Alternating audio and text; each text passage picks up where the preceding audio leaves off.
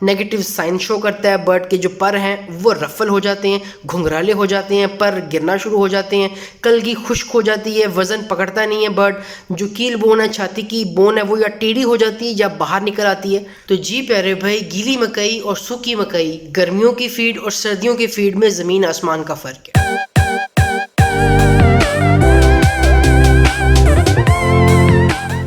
अस्सलाम वालेकुम दोस्तों, कैसे आप सब? उम्मीद करता हूँ आप सब खैरियत से होंगे, सेफ होंगे, हेल्दी होंगे। तो वेलकम है जी एक ब्रांड न्यू वीडियो में। तो यार आज की वीडियो में हम बात करेंगे गीली मकई और सूखी मकई के ऊपर, यानी वेट कॉर्न और ड्राई कॉर्न। अगर मैं दूसरे अल्फाज में कहना चाहूँ तो गर्मियों की मकई और सर्दियों की मकई में क्या फ़र्क है। ये वीडियो उन लोगों के लिए बहुत यूज़फुल होगी जो कि अपनी फार्मिंग कर रहे हैं और अपनी फीड खुद बना रहे हैं। बहुत से दोस्त मुझसे कुछ दिनों से ये सवालात कर रहे थे कि अब जो हम, क्योंकि सर्दियां आ चुकी हैं, तो अब जो हमने फीडिंग अपनी करनी है, जो फीड फार्मूलेशन अपनी बनानी है, क्या वो सेम गर्मियों वाली ही रखनी है या सर्दियों की कोई स्पेशल फीड होती है। तो इन सब सवालों को इसी वीडियो में इंशाल्लाह कवर करेंगे। इस वीडियो को एंड तक ज़रूर देखिएगा, बहुत यूज़फुल वीडियो है ये उन दोस्तों के लिए जो कि अपनी फीड खुद बना रहे हैं। तो वीडियो को अंत तक जरूर देखिएगा। वीडियो शुरू करने से पहले अगर आपने चैनल को सब्सक्राइब नहीं किया हुआ तो चैनल को सब्सक्राइब जरूर कीजिएगा। शुरू करते हैं आज की वीडियो। तो जी प्यारे भाई, गीली मकई और सूखी मकई, गर्मियों की फीड और सर्दियों की फीड में ज़मीन आसमान का फ़र्क है। जैसा कि आप सबको पता है कि गर्मियों में हमें जो मकई अवेलेबल होती है वो ड्राई होती है, वो खुश्क होती है, जिसका मॉइस्चर अराउंड अबाउट 10 से 12% तक वेरी करता है। लेकिन जब सर्दियां शुरू हो जाती हैं, जब सर्दियों की फसल कटती है, सर्दियों की मकई मार्केट में अवेलेबल होती है, तो वो कंपैरेटिवली गीली होती है एज़ कम्पेयर टू ड्राई। यानी जो हमें सर्दियों में मकई मिलती है वो उस मकई से गीली होती है जो कि हमें गर्मियों में मिल रही होती है। सर्दियों की मकई का जो मॉइस्चर लेवल होता है वो नॉर्मली 16% तक रहता है।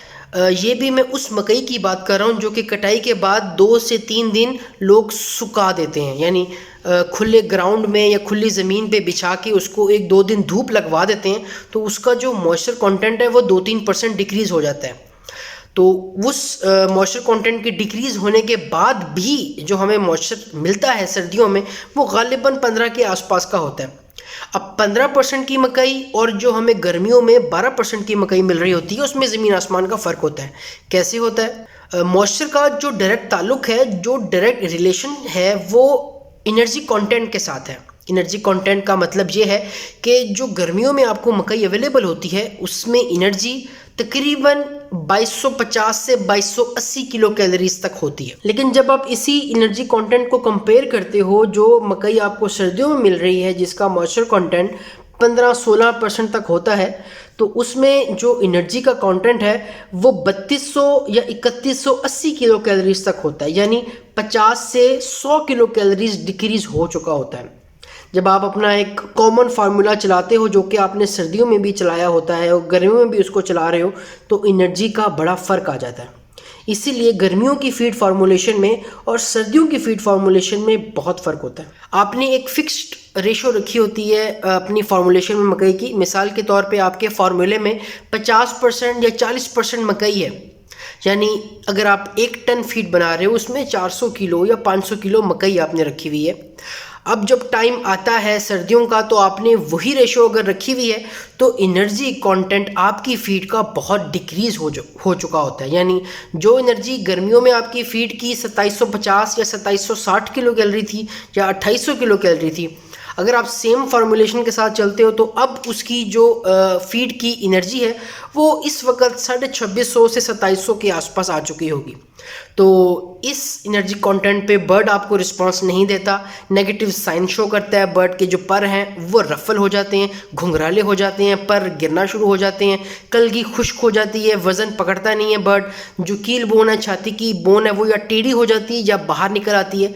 तो ये वो साइंस हैं जो आपका बर्ड शो करता है जब उसको एनर्जी कंटेंट पूरा नहीं मिल रहा होता। तो मेन वजह होती है मकई का गीला होना। तो उम्मीद करता हूँ आपको इस सब सिनेरियो की समझ आ गई होगी कि गीली मकई में और सूखी मकई में क्या फ़र्क है और कितना फ़र्क है।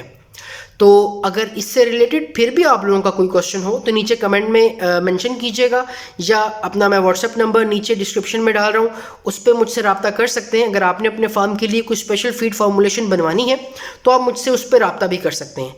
तो ये था आज का कंटेंट। उम्मीद करता हूँ आपको वीडियो पसंद आई होगी। अगर वीडियो पसंद आई है तो लाइक कमेंट शेयर सब कीजिएगा और फैला दीजिएगा, और चैनल को सब्सक्राइब लाजमी कीजिएगा।